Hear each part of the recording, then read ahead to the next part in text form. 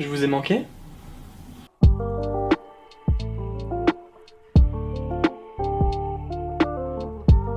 Mais donc, avec tout ce dont je viens de vous parler sur le cinéma, on peut facilement comprendre que vu sa puissance de communication et puis aussi vu sa richesse, c'est vite devenu le support numéro 1 de la fiction dans le monde, venant écraser la littérature et le théâtre qui avaient pourtant leur place bien installée depuis des siècles. C'est donc à l'heure actuelle un des moyens de communication les plus influents au monde. Et est-ce que c'est pas le genre de phrase qui donne envie de dire quand on est chrétien? Mais alors allons-y! Mais le problème c'est que le cinéma, contrairement à la littérature, il faut un petit peu plus qu'un stylo pour arriver à un résultat. Le cinéma, ça coûte de l'argent. L'argent! Et ça, on va en reparler un petit peu après. Mais d'abord, on va revenir sur un sujet qu'on a déjà évoqué. La question du fond et de la forme. L'importance de ces deux éléments n'a jamais été aussi visible qu'avec le cinéma. Parce que pour qu'un film soit réussi, il suffit pas qu'il soit juste beau et techniquement bien fait. L'histoire doit aussi être captivante, les personnages intéressants à suivre et attachants. Et vice versa, un film assez bien écrit mais mal fait, il marchera pas non plus. Et là on voit que c'est compliqué. Parce que comme je l'ai dit, juste écrire une histoire pertinente, rien que ça, c'est déjà hyper dur. Mais si en plus une bonne histoire ne suffit pas, parce qu'il faut aussi que ce soit bien réalisé pour que ça marche, mais alors là ça devient l'horreur. Il y a tellement plus de possibilités de se planter que de réussir en fait. Et encore, j'ai même pas évoqué les comédiens. Parce que tu peux avoir une histoire incroyable, des images superbes, si tes acteurs jouent mal, personne rentrera dans ton histoire. En gros, c'est simple, c'est compliqué. Et comme je le disais, c'est pour ça que dans l'idéal, il faut qu'il y ait une équipe qui travaille sur le fond et une autre qui travaille sur la forme. Et c'est d'ailleurs comme ça que ça marche dans le cinéma. Et c'est de là, à la base, que viennent les Oscars, l'envie de récompenser des techniciens aussi. C'est pour ça qu'il existe des prix comme meilleure photographie ou meilleure musique originale et tout ça. Parce qu'un film peut être nul, mais pourtant celui qui a travaillé sur les images peut avoir fait un travail incroyable, et du coup il peut mériter d'avoir un petit peu de reconnaissance quand même. Parce que chacun doit avoir son rôle et son milieu de compétences. Et c'est ça qui fait un film. Parce qu'on peut savoir écrire une histoire, mais ça veut pas dire qu'on sait réaliser quelque chose. Et c'est pour ça qu'il y a autant de métiers différents dans le cinéma. Je peux vous dire par exemple que beaucoup des meilleurs monteurs au monde, ils seraient incapables d'écrire une histoire ou de réaliser un film. Leur domaine à eux c'est le montage, et c'est en ça qu'ils sont très bons, et c'est pour ça qu'on les engage eux pour le montage. Parce que le cinéma, contrairement à la littérature, c'est un travail d'équipe. Vous avez déjà remarqué le nombre de gens qu'il y avait dans les génériques de fin des films? Ça se compte en centaines. Oui, parce que le cinéma, ça demande beaucoup trop de qualifications différentes pour que ça puisse être regroupé qu'en quelques personnes seulement. Et le cinéma, c'est aussi beaucoup, et surtout de l'organisation. Et c'est pour ça qu'il y a beaucoup de gens qui travaillent à faire la liaison entre tous les différents secteurs d'un film. Faire un film, c'est énormément de choses à prendre en compte en même temps. Mais donc, maintenant qu'on sait tout ça et qu'on comprend à quel point c'est compliqué de faire un film, peut-être aussi du coup qu'on comprend mieux pourquoi autant de films chrétiens sont pas top. Parce que c'est déjà pas facile de faire un bon film quand t'as beaucoup d'argent. Et des films à gros budget ratés, il y en a plein. Mais alors, quand t'as pas beaucoup d'argent et qu'en plus t'as pas beaucoup d'expérience, y a que ton talent pour te sauver. Et dans le milieu chrétien, malheureusement, ça sauve rarement. Un bon exemple de cette complexité se trouve dans l'expérience d'Alex Kendrick, réalisateur chrétien qui a entre autres fait Courageous ou War Room. Et on voit cette complexité lorsqu'il parle de ce qui l'a poussé à faire des films, mais surtout quand il nous parle de son tout premier film, Flywheel. And I'm watching these movies and my thought was, is this the best we've got? Really? This is what we've got? And I was a little snarky. I know you don't believe anybody could be snarky when you look at Christian films. No, well, because we're Christians. I know, and I'm snarky, and I'm like, what is this? I'm not going to show anybody this. And you write the word flywheel on a piece of paper in slow motion. I'll show them. Yeah, I met the filmmakers, and they were nice people, but I met the people in Thief in the Night. But I was still thinking, these movies are not good. Yeah. And not that they didn't have truth in them, but that they were so poorly made, I was like, this is not good. The truth may not have been as palatable as it could have been. But I was thinking, one day I'm going to make one, and I'm going to make it the right way. Oh, yeah. And it's going to be powerful and epic. So by the time I started working on Flywheel, in my mind, it looked one way and sounded one way. When I looked at the monitor, it didn't look that way. So I was very discouraged. And when I finally got the movie together, which was way harder than I thought, we messed up in so many different ways. For example, I remember filming a scene on a Friday afternoon. I couldn't film it because the sun went down. I said, we'll come back Monday and finish it. When we came back, one of the other actors had gotten a haircut over the weekend. Oh, no. Another actor forgot what he was wearing in the scene, couldn't find the wardrobe. I was just thinking, who are we? We don't even know what we're doing. And so we fumble our way through the movie, and I put it together in Final Cut Pro 2, if you remember that. I don't. And when the movie came out, I looked at it, and I looked at Flywheel, and I said, what have I done? Well, if you've seen it, then you know what it looks like. It doesn't look, it's not cinematic. It doesn't look like high production value. I was struggling with the audio. I was very disheartened and discouraged, and I realized I have done the very thing I made fun of. I have become what I hate. On voit dans cette interview à quel point les bonnes intentions ne suffisent pas pour faire quelque chose de bien. Mais quand on regarde son deuxième film, Facing the Giants, même si on est loin d'être sur un film vraiment parfait, on voit le pas de géant qui a été fait entre ces deux films-là. Et je pense qu'il y a ici une clé très importante. Parce que peut-être que tout ce que je viens de vous dire, en fait, n'a fait que vous décourager. Mais c'est là que Dieu entre en jeu. Être dans une démarche d'excellence, ce n'est pas être le meilleur. Non. Mais c'est simplement de toujours chercher à faire mieux. Et la différence entre chercher à être meilleur et chercher à toujours s'améliorer, elle est immense. Parce que pour l'un, c'est chaque résultat qui compte, alors que pour l'autre, c'est le chemin et les résultats futurs qui comptent. Il faut savoir qu'on peut avoir de la super qualité sans forcément être dans une démarche d'excellence. Il y a des gens qui sont juste très doués, mais ils pourraient faire mieux. Et en fait, ils n'ont pas forcément envie de faire plus d'efforts, ils se contentent de leur niveau. C'est donc des gens doués, mais qui n'ont pas une démarche d'excellence. Mais en fait, on n'est pas appelé juste à être doué. Non, on est appelé à s'améliorer à partir de qui on est. Et c'est là que l'action de Dieu prend tout son sens. Parce qu'on pourrait se demander, et je me le suis demandé pendant longtemps, mais alors pourquoi est-ce que Dieu agit alors que c'est nul? Pourquoi il nous donne du fruit même quand on se plante? Est-ce que ça veut dire que ça lui suffit ce qu'on fait? Mais en fait le fond c'est que Dieu ne veut pas juste qu'on réussisse. Ce qu'il veut c'est qu'on évolue, qu'on soit dans une démarche constante de faire mieux que précédemment. Et aussi il veut qu'on réalise à quel point on a besoin de lui. Pour lui notre résultat est aussi important que notre cheminement et de l'évolution personnelle et intérieure qu'on peut avoir à travers ce cheminement. Et c'est là où le fruit qu'il nous donne prend sens dans toute sa pédagogie avec nous. En fait, il a très bien compris que pour avancer, il faut faire des erreurs. Et que c'est en apprenant de nos erreurs qu'on grandit. Sauf qu'il est tellement cool qu'il limite la casse à chaque fois qu'on se plante. Et ce, pour pas qu'on se décourage et qu'on continue. En fait, quand Dieu agit, quand on se rate, c'est comme s'il nous disait « Ok, c'était pas ouf, j'avoue. Mais t'inquiète, continue, je suis là, regarde. » Et c'est très souvent le cas, et vous l'avez sans doute vécu. Ces moments où on se plante totalement, où on est complètement déçu de nous-mêmes, et on se dit que ça va jamais avoir d'impact parce qu'on est nul, et qu'en fait, à ce moment-là, Dieu agit quand même. Et ce genre de moment où on réalise à quel point on est vraiment peu de choses, et qu'en fait, c'est Dieu qui a toutes choses entre ses mains. Et d'ailleurs, c'est exactement ce qui est arrivé à Alex Kendrick avec Flywheel. There was a lot of prayer into it, especially near the end when I was like, God, please don't let me embarrass the church, because I felt like that's what I'm about to do. People started coming to the church saying, I went to see not how good this movie would be, but how bad it would be to laugh at it. And I saw myself on the screen.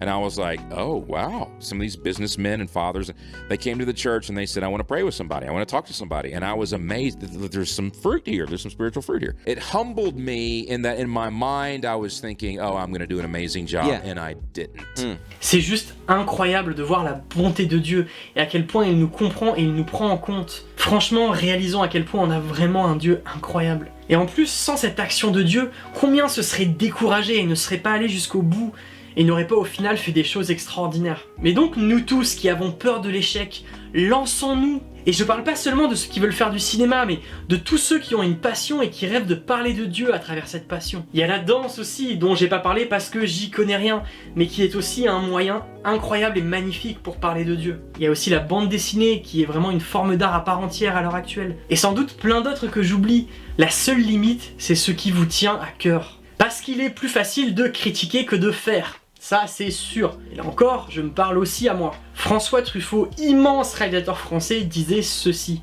On a tous deux métiers.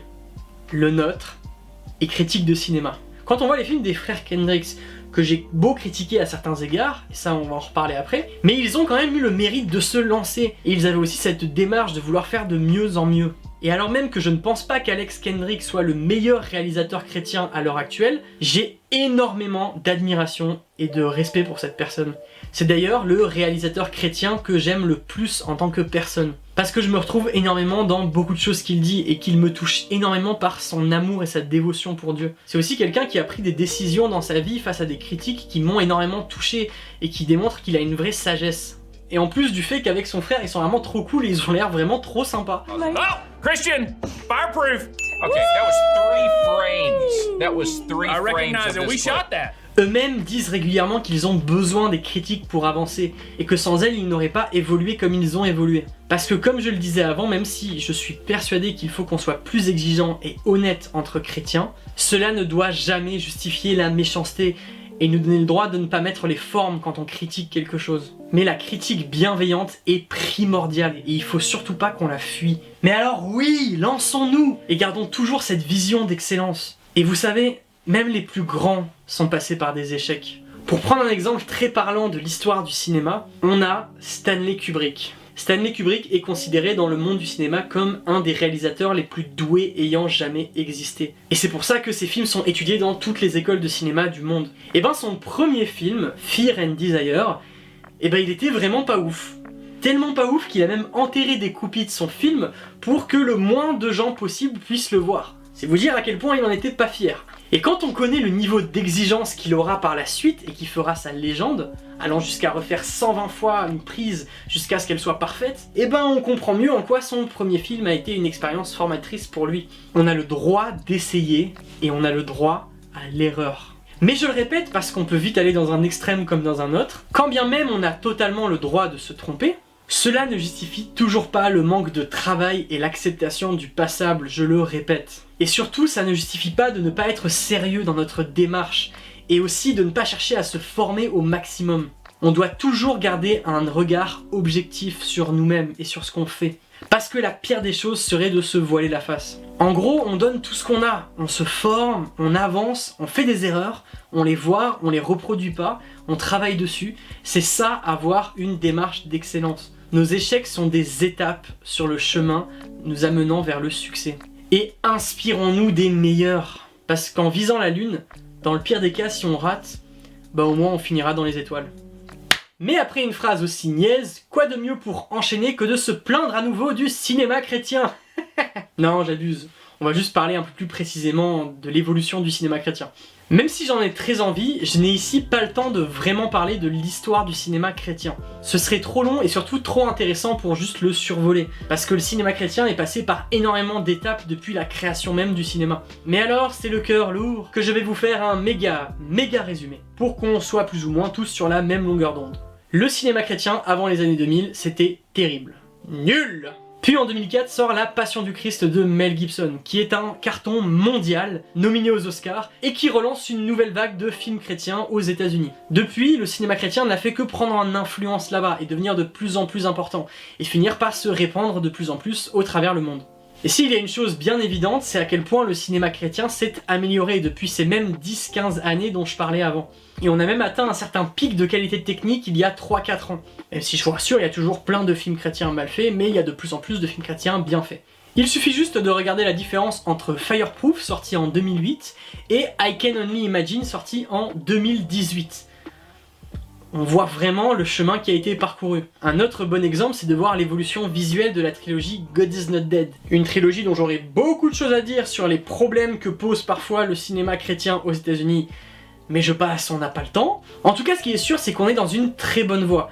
Et on peut même dire qu'on est dans un certain âge d'or du cinéma chrétien. Cela vient aussi du fait que plus le temps a passé, plus le cinéma chrétien a rapporté d'argent. Et donc, fatalement, plus il a pu en dépenser. Parce qu'aujourd'hui, le cinéma chrétien aux États-Unis, c'est une immense industrie qui brasse des millions et des millions de dollars chaque année. Et cela vient principalement du fait qu'aux États-Unis, la population est majoritairement chrétienne et qu'ils vont donc voir les films chrétiens. Regardez juste l'évolution des budgets des films des frères Kendricks. On part quand même de 20 000 $ pour Flywheel, ce qui est un budget ridicule, mais vraiment ridicule, pour arriver à un budget de 5 millions de $ pour Overcomer, qui est un budget classique et normal dans le cinéma. L'évolution est juste frappante. Mais si je vous parle de tout ça, c'est parce que j'ai envie aussi à travers ça de vous parler d'autre chose. Parce que oui, le cinéma chrétien devient de plus en plus qualitatif. Ça, c'est totalement vrai. Mais j'ai l'impression que le cinéma chrétien est en train de vivre un petit peu la même évolution qu'a vécu la musique chrétienne il y a quelques années. C'est-à-dire qu'il s'est enfin mis au niveau techniquement. Et qu'il a enfin commencé à investir pour avoir le niveau de qualité requis ou du moins le niveau de qualité qu'on a aujourd'hui dans le monde. Mais comme pour la musique, j'ai l'impression que malgré ce niveau qui a augmenté, on reste quand même à la surface. En fait, rares ont été les films chrétiens où j'ai trouvé qu'il y avait beaucoup de créativité et d'inventivité. Et ça vient entre autres du fait que la plupart des réalisateurs sont pas vraiment des réalisateurs. C'est en fait des pasteurs qui utilisent le cinéma pour parler de Dieu. Et ça peut sembler pas grand chose, mais ça change beaucoup de choses dans la manière dont ils appréhendent la manière de faire un film. There's two men named Alex and Stephen Kendrick. They make movies, Courageous, Facing the Giants, Fireproof. Whether you like their movies or not is not the point. These men are preachers. They are not filmmakers. They will tell you, I know them, I have worked with them. They will tell you, we are not here to make art. We are not here to make movies. We are here to build up the body and preach the gospel. We use film to do it. As a result, they are gaining influence. Where? Not in arts and entertainment. They are gaining influence in religion. They have great favor in arts, but their influence is in religion because that is their calling. It's not about one being right and the other being wrong. Bad art happens when we misidentify our calling. They know their calling and they're sticking with it. Et là, c'est un sujet vraiment compliqué et j'aurais pas le temps de rentrer dans le détail, donc gardez juste ça à l'esprit. Le cinéma est un média de masse, oui, mais c'est aussi un art. Le site internet Visio Mundus, qui est à mes yeux un des sites chrétiens les plus pertinents et les plus intéressants que j'ai jamais vu de ma vie, et qui aborde beaucoup la question des médias et notamment de l'impact des films sur les mentalités. Ce site a sorti un article très pertinent sur le cinéma chrétien il y a à peu près 2 ans. Et dans cet article, il explique notamment quels sont les problèmes actuels du cinéma chrétien. Et j'aurai pas le temps d'aller forcément dans le détail, mais si ça vous intéresse, je vous encourage vraiment à aller lire cet article. En plus, il est pas très long et il est facilement trouvable juste en mettant Vidéo Mundus et cinéma chrétien. Et il résume le problème du cinéma chrétien en 3 points. Un déficit dans l'écriture des personnages, un manque de maîtrise de l'image et un premier degré parfois lourd. Et ici, je vais surtout me concentrer sur ce 3e point. Parler de la manière dont on aborde la foi dans les films chrétiens. Ce qui me désole et qui fait que j'ai énormément de mal à montrer des films chrétiens à des amis inconvertis, c'est la manière dont ils décident de parler de la foi, quasi tout le temps de manière beaucoup trop frontale et avec beaucoup trop peu de subtilité. Et ça, c'est quand ils véhiculent pas cette image que les non-chrétiens sont tous des gens méchants, alors pourtant que les chrétiens sont les meilleures personnes du monde. Mais est-ce que c'est vraiment comme ça qu'on va amener des non-chrétiens à se poser des questions en les stigmatisant ? Et ça, on s'en rend pas compte de l'image qu'on renvoie à des non-chrétiens. Il y a aussi tous ceux qui essayent de prouver l'existence de Dieu. Une démarche que je trouve là aussi assez compliquée, parce qu'elle met le spectateur dans une position de débat. Et c'est pas forcément une approche qui te met dans un bon état de cœur, parce qu'en fait le film te poussera à chercher des contre-arguments tout le temps. Et en fait, un des gros problèmes à mes yeux du cinéma chrétien, c'est que c'est principalement fait pour des chrétiens, pas pour des inconvertis. Il y a plein de films qui peuvent être très édifiants pour des chrétiens, comme War Room par exemple, mais qui sont pas du tout des films à montrer à des inconvertis. Par contre, oui, il y a des gens qui s'intéressent à la foi, qui sont dans cette démarche-là, dans cette recherche. Oui, il y a possibilité que ça les touche, mais c'est pas du tout des films qui vont pousser des athées à devenir chrétiens. Même pas du tout. C'est au contraire même des films qui les prend tellement pas en compte que ça peut même encore plus les éloigner. Et le cœur, je le crois, c'est que, comme je l'ai déjà dit, on se met pas assez à la place des non-chrétiens. On ne réfléchit pas assez à comment quelqu'un qui ne croit pas pourrait percevoir ce que je suis en train de lui montrer. En fait, la démarche qu'on a avec le cinéma chrétien, c'est comme si on les prenait de haut en fait. En fait, on prend tout simplement pas en compte ce qu'ils sont. On les voit juste comme des gens à convertir. On a vraiment cette démarche de « Attends, j'ai la vérité, je vais te l'enseigner ». Et ce problème du manque de considération du point de vue des non-chrétiens, c'est quelque chose qui dépasse le cinéma. On a souvent eu tendance soit à diaboliser les non-chrétiens, soit à les réduire à une masse à évangéliser. Et du coup, on a énormément caricaturé leur manière de percevoir les choses. Et quand on voit le portrait qui est fait des chrétiens et de l'église dans certains films, on est vraiment bien loin de la réalité. Parce que non, l'église n'est pas fait que de gens merveilleux, et le monde n'est pas fait que de monstres ayant pour seul objectif de vous éloigner de Dieu. Et ça, c'est un énorme problème de ce qu'on disait au tout début de cette formation, le problème de la représentation de la réalité. Cette représentation dans les films chrétiens est régulièrement faussée. Et ça amène beaucoup de non-chrétiens à se sentir un peu manipulés, à sentir que c'est une sorte de propagande chrétienne qui donne une image magnifique et pas du tout réelle de ce que c'est vraiment. Parce que comme j'ai déjà dit, tout se trouve dans les nuances. On pense parfois à tort que le seul moyen de donner envie à des non-chrétiens de venir à l'église, c'est de leur montrer une image parfaite de l'église. Mais en fait, c'est pas vrai. Si peut-être on leur montrait un regard plus nuancé sur ce qu'on a, de dire que oui, il y a des choses incroyables, mais il y a aussi d'autres choses qui sont un peu plus compliquées et qu'on doit faire avec, il est assez probable qu'ils puissent être touchés par cette démarche d'honnêteté. Parce qu'aujourd'hui, c'est une des raisons pour lesquelles beaucoup de non-chrétiens rejettent en bloc ces films-là. On en a encore une fois un peu perdu le sens des réalités là aussi. On a juste oublié d'où on vient. Ne ridiculisons pas les manières de penser des non-chrétiens, mais au contraire, prenons-les en compte et valorisons-les. Parce qu'il faut quand même avoir en tête que pour quelqu'un qui ne croit pas en Dieu, lui amener l'idée que tout ça, tout ce dans lequel on vit, ça a été créé par un mystérieux gars qui est amour, je comprends que c'est difficile à croire. J'ai l'impression que des fois, on a l'impression que être pas chrétien, c'est être bête.